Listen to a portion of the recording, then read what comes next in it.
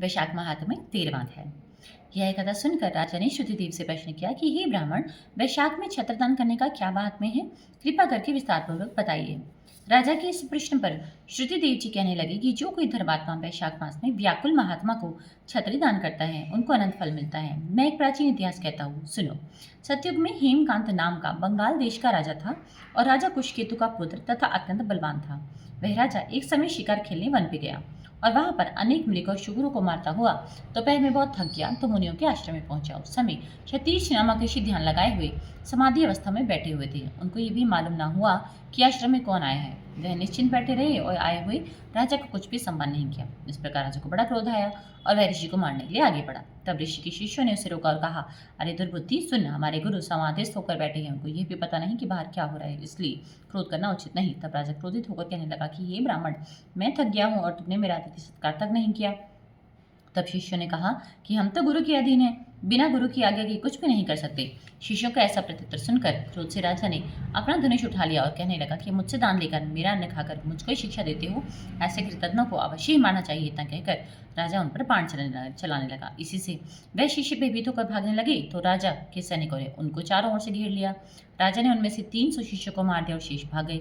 जब आश्रम में कोई न रहा तो सैनिकों ने आश्रम की सब वस्तुएं लेकर खूब भोजन किया। सायंकाल राजा जब अपने घर का आया तो उसके पिता कुशकेतु ने ये सब वृतांत सुनकर पुत्र की बहुत निंदा की और उसको घर से बाहर निकाल दिया। जब राजा हेमकांत वन में चला गया तो वह अत्यंत व्याकुल होकर इधर उधर फिरने लगा और ब्रह्म हत्या उसे सताने लगी। इस प्रकार उस दुरात्मा को फिरते हुए कई वर्ष बीत गए। तब एक दिन त्रिताम के ऋषि वैशाख मास में तीर्थ यात्रा करते हुए उस वन में आए और धूप से व्याकुल होकर मूर्छा खाकर पृथ्वी पर गिर पड़े।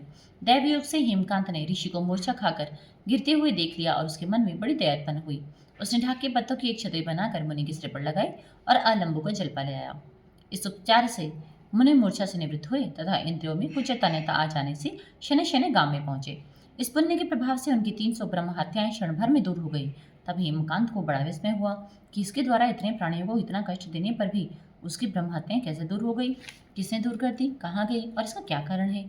जब वह सोच ही रहा था तो उसकी मृत्यु निकट आ गई और उसके संग्रहणी रोग लग गया। जब उसके प्राण निकलने लगे तो उसको 3 बड़े बड़े भयंकर यमदूत दिखाई पड़े और वह हेमकांत को डराने लगे।